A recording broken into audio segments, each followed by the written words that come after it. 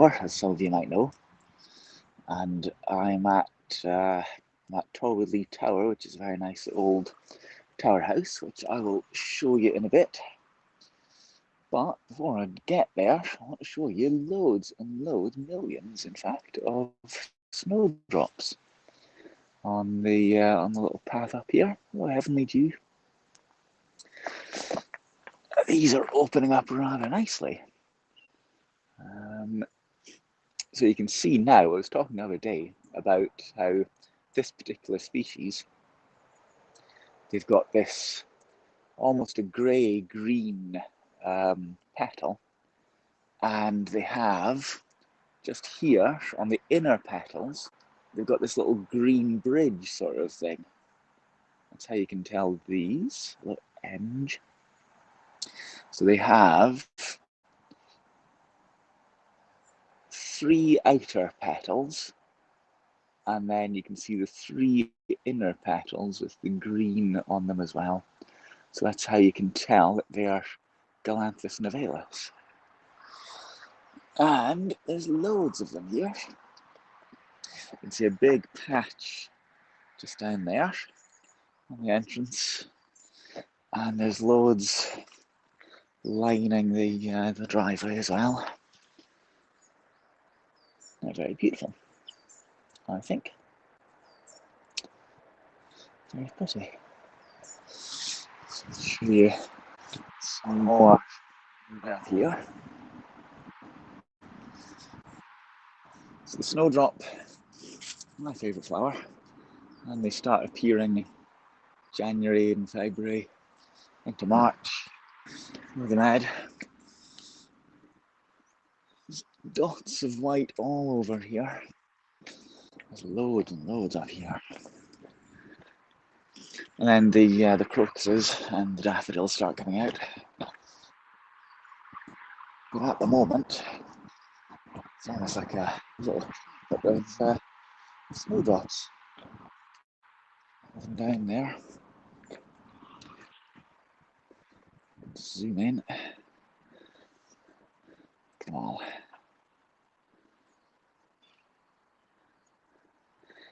All up here as well. Hello, lad. Look at all of these.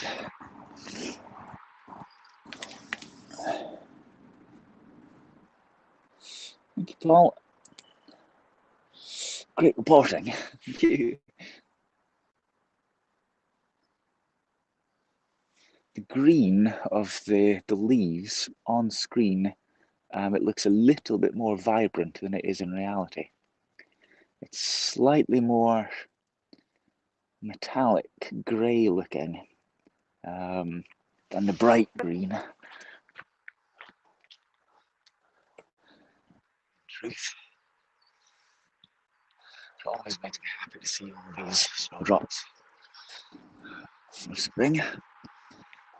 There.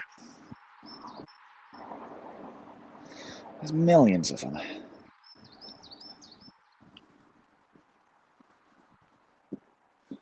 Isn't that amazing?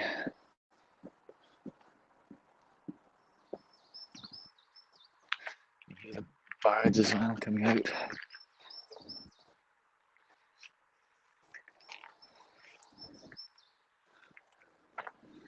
Gorgeous.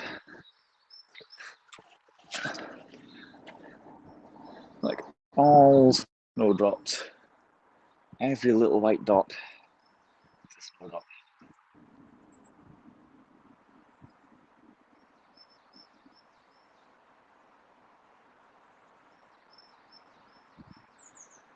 Amazing.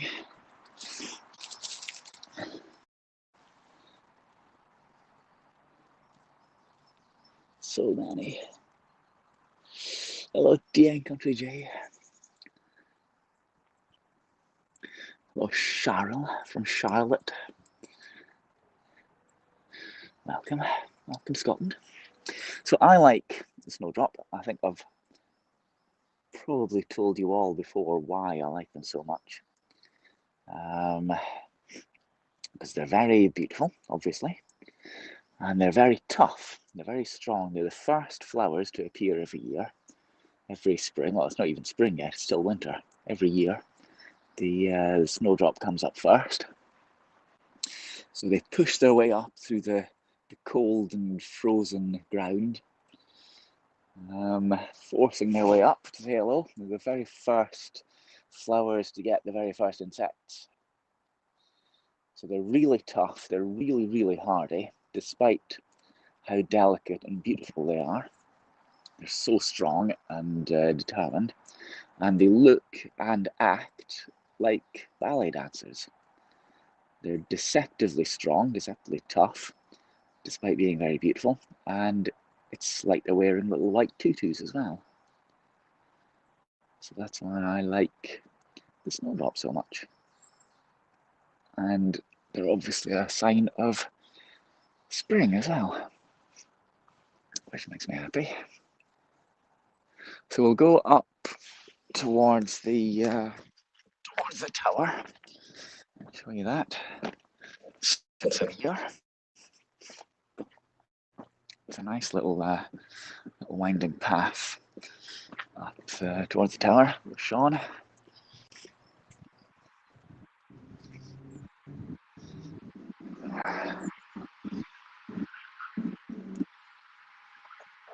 Hear the motorbikes going past.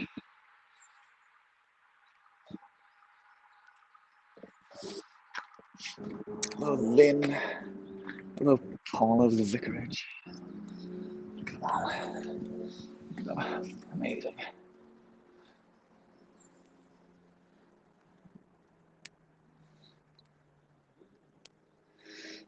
Oh, Doe Darling from Lincoln.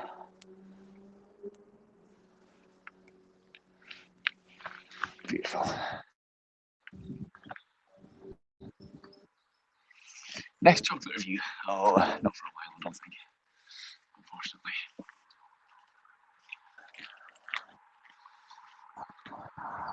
So we have to go left here.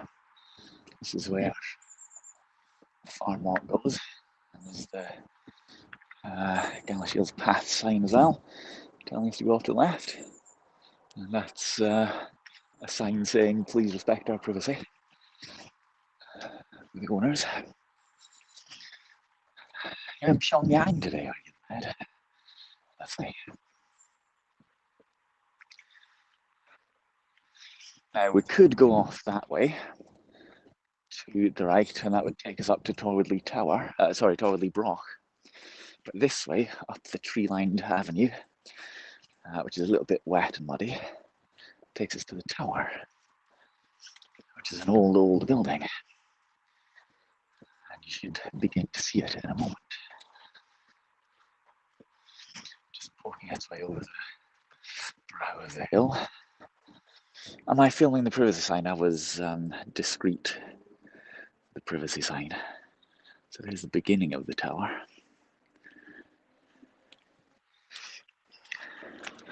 There's all the snowdrops down there. There's the sun coming through.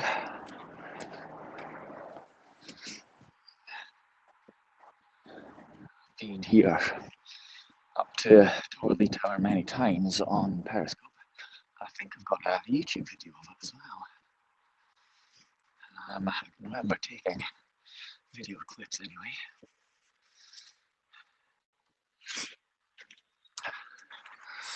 That beautiful tree.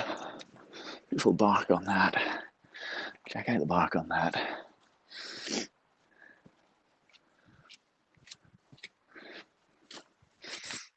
Getting kind of muddy there.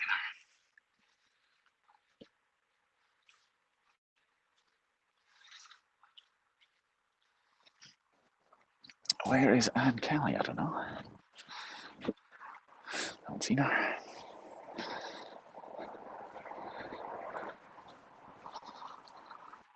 It's a kind of a dramatic approach, isn't it? There's been people walking here. I can see bike tracks as well. There's been people cycling here recently. Not too bad, I guess. It's interesting. The North Koreans have some kind of a deal with them, do they?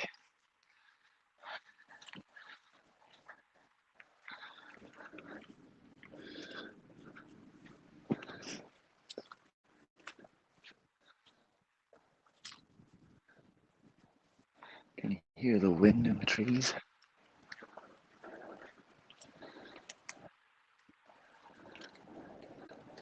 They've taken some of the trees down, in fact. They've cleared it out. It's interesting.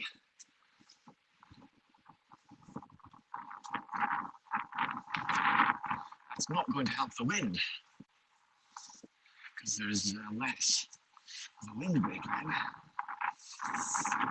Sensible shoes on that. I'm going to put my hood up to try and protect you from the wind a little bit more.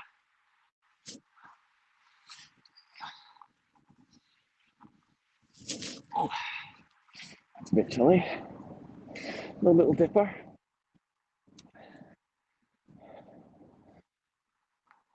Yes, they've definitely been doing some tree cutting, clearing. Let's show you the interpretation panel. First, a broch, B-R-O-C-H. No, it's not. I'll tell you about a broch in a moment. Torwoodlee Tower dates from 1601 and replaced an earlier tower from the early 1500s, which was destroyed by Elliots, Armstrongs, and other lawless clans. Are there any Elliots or Armstrongs in here in 1568? I don't have my fancy lens, unfortunately. I should have brought it next time, maybe. In 1783, when our modern house was built, that was the privacy sign back there, the Pringles appeared to have simply shut the door and left the tower to collapse. Built at a time when the Reavers still marauded, the tower would have been a clever mix of defensive, note how thick the walls are, and comfortable for the day. Video so much better, good. As well as being large enough to house the family and the staff necessary to maintain both the household and the laird's managerial duties. The background picture shows an architectural historian's artistic view of how impressive this tower would have been. The details are informed by stonework found during the 2015 and 16 consolidation. This work to stop the tower falling down and anymore, and to retain the romantic ruin that it is, was painstakingly carried out by masons with G. Brown stonemasons of East Linton. On the bank to the north, that way, of the courtyard stands an old yew tree. You can see, oh, this is the yew here, which we think dates from the tower's founding from 1601. Yews were often planted to mark an historic occasion and remains healthy to this day. There's also an apparent grave site in the woods to the northeast, northeast just up that way, guarded by some magnificent yews, which may contain Pringle ancestors from the tower's period. The slope below the tower, down that way, and below the retaining walls for the courtyard would have been a formal garden, presumably using terraces to form beds. In the terrace wall itself are bee bowls, into which wicker skeps or beehives would have been placed to allow the bees to pollinate the fruit and flowers. The resulting honey would, of course, have been a delicious and important part of the family diet. Yeah, so here you can see what remains of the tower, and there is an interpretation of what the courtyard would have looked like. So, there, retain that. The city, not in the bath. Okay. Got my hopes up there for a second. So there would have been a third window above where you can see. So that is the tree. What's now here?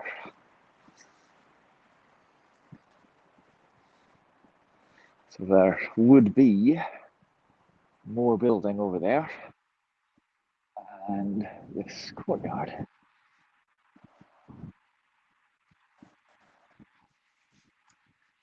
Now, what do the signs say? Probably say danger. Warning. Excuse me. Warning, falling stones. Dating from 1601, Torwoodlee Tower is now deteriorating, is very unstable. Excuse me. For more information, contact James Pringle, Torwoodlee, and Buchan Estates Company Limited. 01896 752153. So we'll be careful of the falling stones as we go inside. Let's have a look at the rather nice doorway in the tower. First of all, does it look as if it's falling over? Just a little bit. Got a hard hat on, well, I've got my hood up. Look at the quality of this this sandstone here. Different patterns, yes, the falling stones.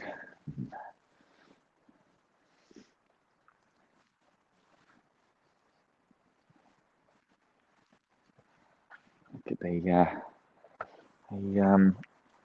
archway above. So it's not a very big archway. I don't have to crouch down, but it's not far over my head.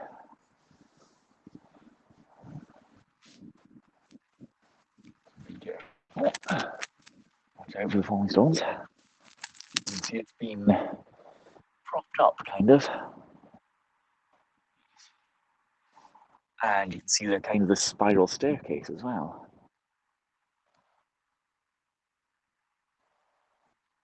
Going all the way up the inside the tower. And in here you've got what I guess is an arch for a vaulted ceiling of what Dylan, kind of a cellar. And rooms over there. Lisa, welcome. And I think that might be a fireplace here, possibly going up. This is another door, perhaps to another cellar or a dungeon here with this arch. Let's clamber up the outside a little bit so we can get a better view.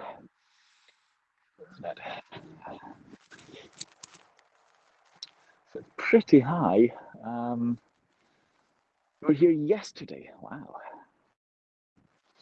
Okay, it's a nice place, isn't it? I haven't been here for a few months, maybe 6 months, and they really cleared out some of the trees behind, which I was kind of surprised by. I'm in here now, yeah, well, it's a good place to be. So over here, there would be more building, forming a courtyard, you know, a right angle here with this building. Little build check here. Let's walk over this way. Watch out for the falling stones. It's all rubble in here. So, first floor would have been living quarters. Kitchen's probably on the ground floor. That over there looks as if it may be, oh, I don't know, an oven perhaps, or maybe a window on the ground floor. Can't tell. Then first floor likely would have been a large hall. I found it by accident. By accident. Well, it's not that well. I suppose it is kind of hidden. Something but injured by, yes, kinetic engine. Yeah, interesting. Yeah. And then above here would have been bedrooms higher up. So it would have been, according to the width of the walls, if you look at that, that's over a meter, I would say, about a meter or more. So good solid walls. So it's definitely for defense. And in the 1600s, that's just after the, well, it's at the tail end of the reaving. So according to the board, it replaced an older tower from the 1500s, which was destroyed by the Elliots and Turnbulls, I think it said.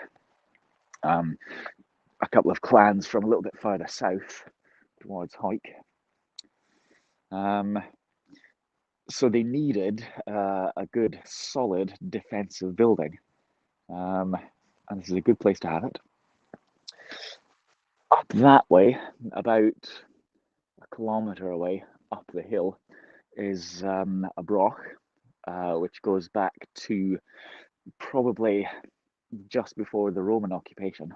And a broch, tying me around now as I'm explaining it. So a broch is a round building, a round tower. It's only found in Scotland, and people are not really certain of the purpose of them. Probably defensive because they are, well, here in South Scotland anyway, they tend to be placed on hilltops for observation. So whether they were just observation posts, whether they were permanently occupied by soldiers or families, we don't know. They might just be a kind of a farmhouse, you can say. But a broch is a stone, round, almost a tower building. So this Torwoodlee Tower was built in a place which had been important for at least 1500 years before Torwoodlee Tower was built. And that often happens. People do tend to build in places that they know, places that are historically important. And it's on the side of the hill here, a little bit of a hill, with decent views around for defensive purposes. And it would be a kind of a manor house as well. Tried to build a broch in England at the stop. Yes, they would do. They definitely would. And hang on, my ankle's fallen out. Let's pick it up. That's clean. That's fine. Fell on the grass. Put you back in. That happens when I'm talking. That's better. So here we've got the terracing down here, and if we can do, let's step down onto the terrace. Let's see if we can find those bee bowls that were mentioned. Little beehives. Let's see. So we're looking for little holes in the walls here, perhaps. Might be.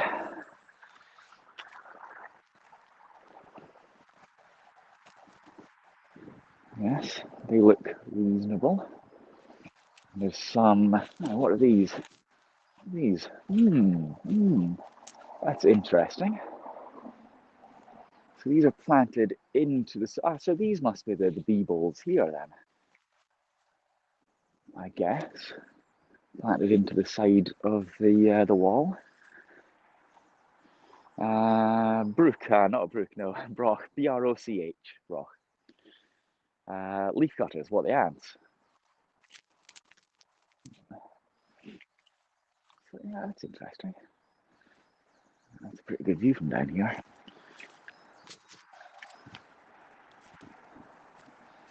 Let's see if we can walk around the side and the back. Huh. An unusual thing to find.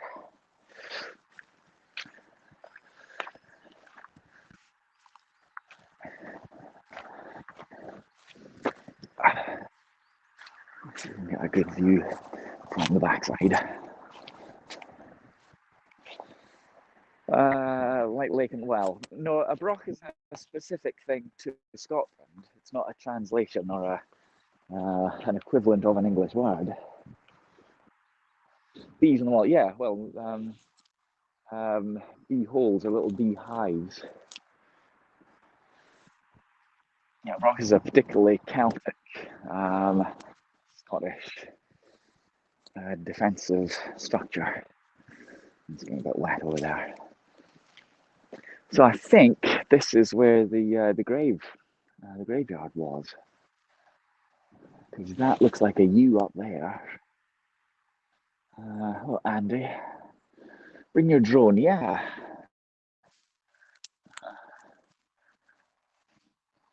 Sweet, I know. I like that. There's no snowdrops here, unfortunately, but there are down there. So these will be coming out, and the other insects will be coming out to get the snowdrops. I haven't seen any bees yet this year. It's really pretty in the sunlight, striking out at an angle, showing all the texture of the walls. You can see how the window is fabricated there with more solid, squared off masonry there with a good solid lintel, and if you look closely, that had bars on the window. So there's holes there for iron bars. I don't see any on the edge, so it looks as if it was just vertical bars on that window. And that one as well, with some more. Thank you, Kobe. Again, strongly suggesting defensive purposes.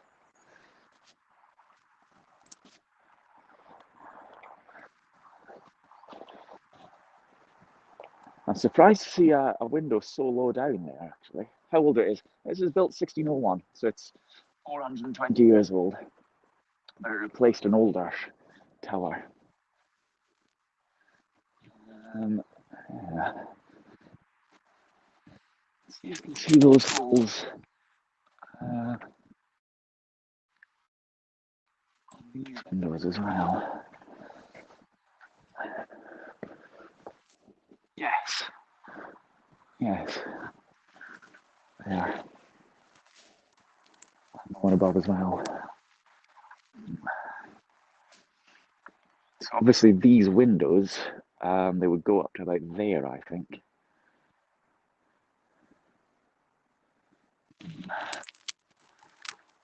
I think these windows would be too small for that. I can feel myself losing my AirPod again. Put it back in. That's interesting. There's a little patch of sandstone. That might just be. Okay, thanks for being here, Issa. Everybody follow Issa Betancourt, by the way, for all of your insect needs. She's an entomologist. That's a nice shot, isn't it? It's pretty. Yes, so strange. There's a kind of a block of sandstone in the middle. I guess that's the core of the wall, and then there would be the what's called greywacke, which is this material here, this kind of a stone. Greywacke is the local stone, but there's other things as well. Yes, this looks like more sandstone here actually. And let's see. So I thought maybe that was a fireplace. Yeah, there's a bit of ironwork here, in fact. Interesting. Yeah, pretty cool. Obviously, that bit of wood there is modern. It's used to stabilize the tower. You can easily see the spiral staircase going up 2 layers of it, possibly 3.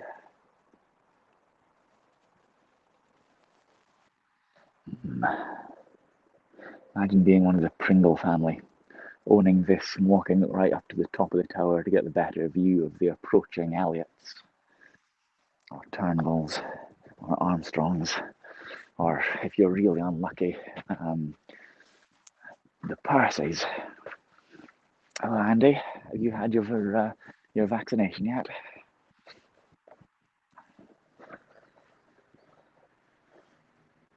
That's beautiful.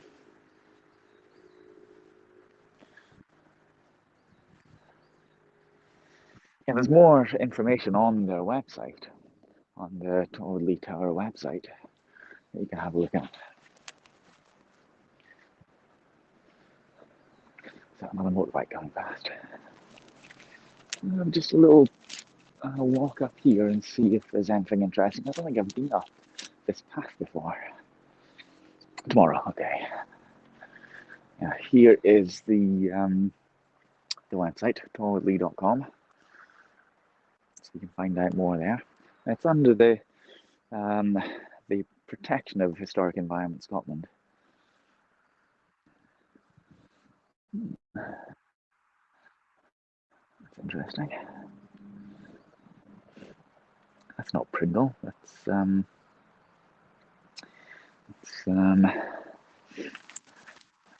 what's it called, a pretzel.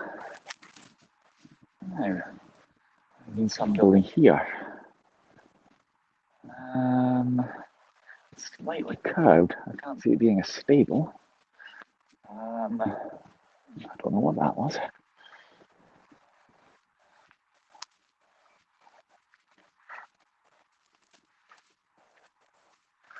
And there's no snowdrops up here either, strangely.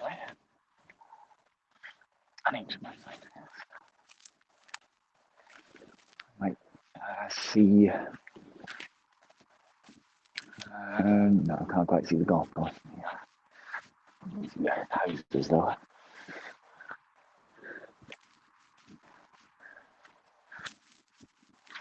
Yes, there's a golf course down there, a little bit further away. Shall we walk back to the snowdrops, and we'll finish on the field snowdrops down there, I think. And we can have a look at.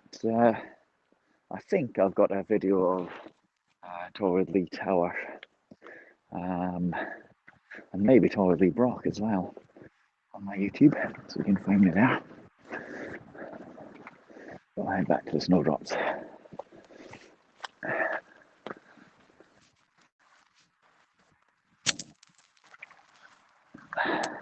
Very dramatic, isn't it? Hello, Hannah.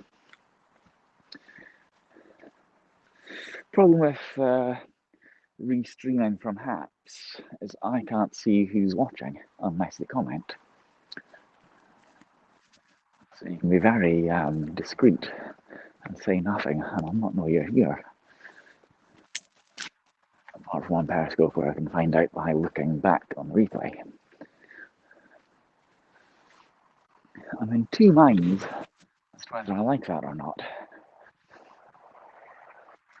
Yeah. I can begin to see all the snowdrops down there now. How's the picture, by the way? How's the signal? How's the quality of the picture doing? How are we doing for picture quality? Is it significantly better when I stop moving? I wonder.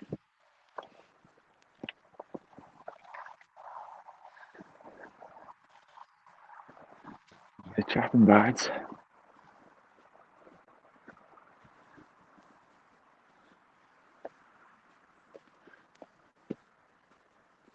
Just getting used to Haps. Scope is an easier platform to work with. Yeah. I think possibly just because you're used to a Periscope more. I did notice, by the way, that they brought out a new Android version of Haps, so that it's more like the iOS version. So they've synchronized all of the features now on Android, which is good, I suppose, for those of you who like that. So Haps fan. Well, I mean, when Periscope goes, of course, which is happening soon, there's not an awful lot in the way of alternatives. There's Twitter Live, and there's other places, but I think Haps is probably about as best the bet as there is at the moment.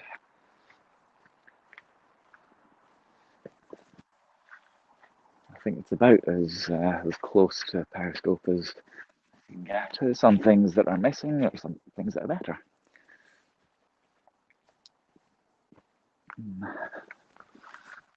Well,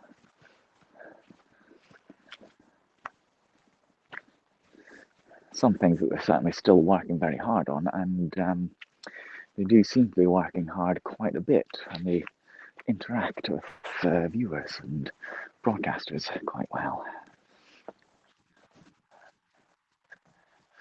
Yeah, so up that way is the Broch. Has it got on the sign, does it say?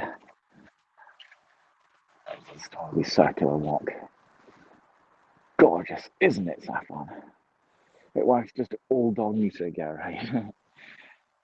Twitter Live for me, or maybe YouTube if you get enough subscribers. Well, I mean, I'm rebroadcasting on YouTube from Haps, which is good.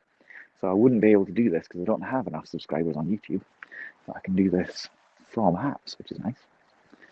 And obviously I'll stick on Twitter. I might use that for Twitter Live and Twitter Spaces as well. That's quite a nice shot like that, isn't it? If you could fix the lag. Beautiful. Comments synchronized on replays. I think that's on their list of things to do.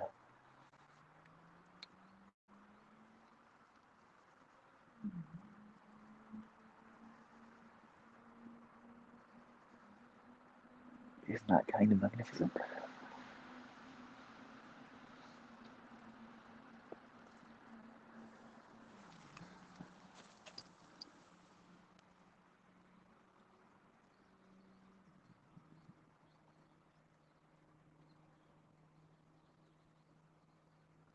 Gorgeous. So I think I'll take some photos of the snowdrops here. Because it's looking good. That means that little insect that I saw there somewhere at the corner of my eye. Yeah, taking photos means stopping broadcasting. So I shall stop broadcasting. So thank you for watching, and thank you for your comments and your awards, and for watching. Always nice to have people with me and joining on my little adventures. And it's getting a bit windy again. I'll have to take photos when the snowdrops stop dancing around like the little ballet dancers they are. So thank you for watching, and I will see you again in a few days, I would imagine. Certainly in the coming week to make sure I do the apps challenge again. So I'll see you later. Thanks for watching, everybody. See you, bye.